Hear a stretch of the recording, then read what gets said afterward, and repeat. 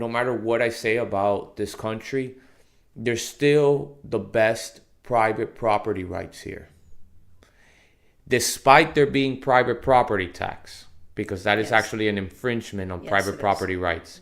But there's still the best private property rights here compared to the rest of the world. So people, they don't think about it like this, but they want to come here because of that. And the income tends to be a lot higher than the rest of the world. Why? Because we are the world reserve currency of the world. That's something else that we take for granted. Over there where she's from in Honduras, she gets paid probably in their currency. And the moment that she gets paid, if she's planning to save money for the next year or two, she needs to find dollars real quick. And we take that for granted here because that step is done. Right. And people are looking to get dollars. They're not looking to get the Honduran currency. It's actually the opposite.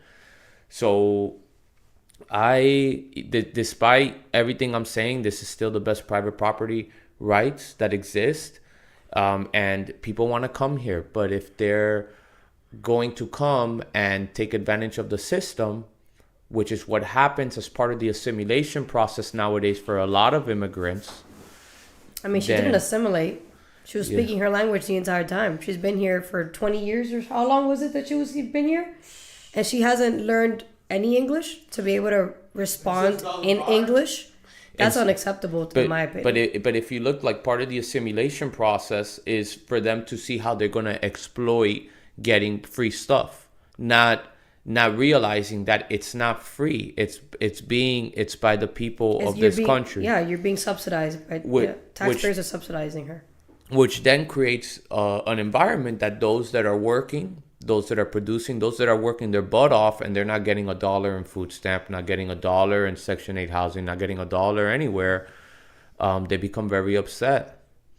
And because they're sacrificing their scarcest resource, which is time to work. Exactly. So they can fund whatever life.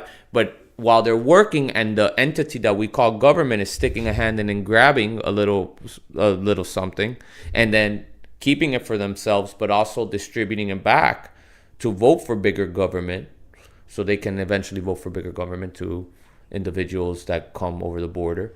But I don't know why you would want that if you want to maintain a capitalist society and private, company, private real estate. If you want privacy, which is what capitalism is free to be an individual person and create, your own thing, then why would you want a bigger government? Even if you're an American, I don't understand why Americans, how many people voted for Kamala Harris? It was millions of people that voted for Kamala Harris. I'm seeing that as millions of people who voted for a bigger government. Why? I don't understand. Why would you want that? You should want, why would you want to trust your money to the government instead of trusting yourself with your own money? That's how I see that, Over time, we move further and further away from capitalistic society. The most capitalist society that someone can get is a natural order society. It's what they call private property anarchy society, quote unquote, which is everybody's the king of their own land. Okay. On their land, no one can tell them what to do, and they can produce whatever they want on their own land. And on their own land, there is no such thing as public land, because if there is a need for self-defense, everybody has an incentive to fight for their own land if someone invades.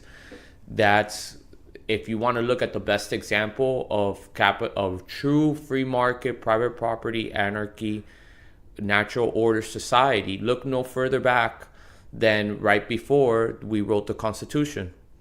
Right when those ships were sailing over here, there was no government here. Right. Yeah. There was nothing. But yet things naturally developed. There was food, people were producing. There was voluntary trade, which we were talking about earlier behind the cameras. There was a right to self-ownership to body, because private property rights begin at the body. Mm-hmm. And then they transfer out to other things. And all that was in existence. So you don't have to go so far back. But you can even go further back. And the Irish were also a natural order free market, private property, anarchy society. And then also across Europe, you had all these smaller communities that formed, especially after Rome fell. It was after Rome fell, there was a huge void that needed to be filled, and it was private property anarchy. There was no taxes. It was the best producers that won. And then as natural elites formed, a monarchy formed, because a king is going to promise you that there's going to be fairness. But everything is by the rule of the king. There is no public property. The property exists of the king, and then your little private property if you have.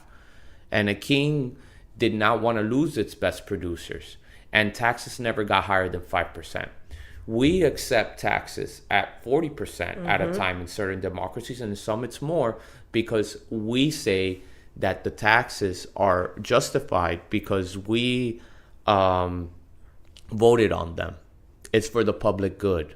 If everybody agrees, then it's okay. But what a lot of people don't realize is that the reason private monarchies only tax 5% was because only the people, a lot of times every monarchy was different, was because the only ones that got to vote were the best producers or the ones that had the most private property.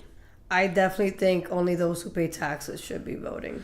And I would say that it's not only those who pay taxes that should be voting, and this may sound messed up, but to keep things fair, it should be, if you work as a public servant, you shouldn't be voting. If you get any food stamp, any sort of any social subsidies, you shouldn't be allowed to vote. You should only be allowed to vote if you're a producer paying taxes. Exactly. I agree 100%.